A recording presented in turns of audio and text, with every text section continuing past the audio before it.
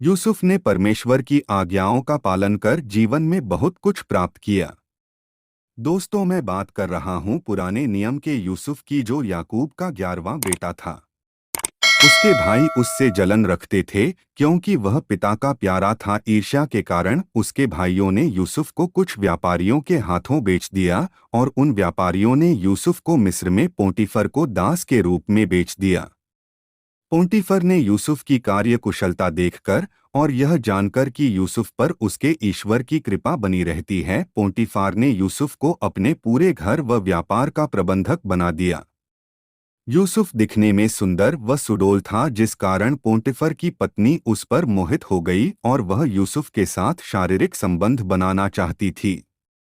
लेकिन यूसुफ उस स्त्री के साथ कुकर्म करने को तैयार नहीं हुआ, क्योंकि वह अपने ईश्वर को मिस्र में नीचा नहीं दिखाना चाहता था।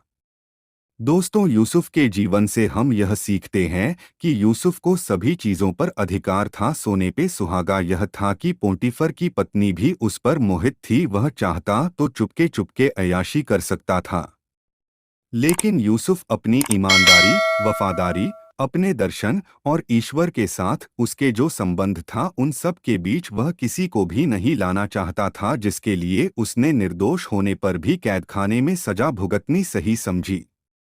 जिसके फलस्वरूप हम देखते हैं कि बाद में ईश्वर ने उसे ऐसी आशीष दी कि पूरा मिस्र का अधिकार यूसुफ के हाथों में आ गया। और जिन भाइयों ने उसे चांदी के 20 सिक्कों के लिए इस्माइलियों के हाथ बेच दिया था, उनको भी उसने अकाल के समय भोजन खिलाया। इसलिए हमें भी यूसुफ के जैसे ईश्वर के विरुद्ध नहीं जाना चाहिए और न ही अपनी अच्छी आदतें बदलनी चाहिए। धन्यवाद।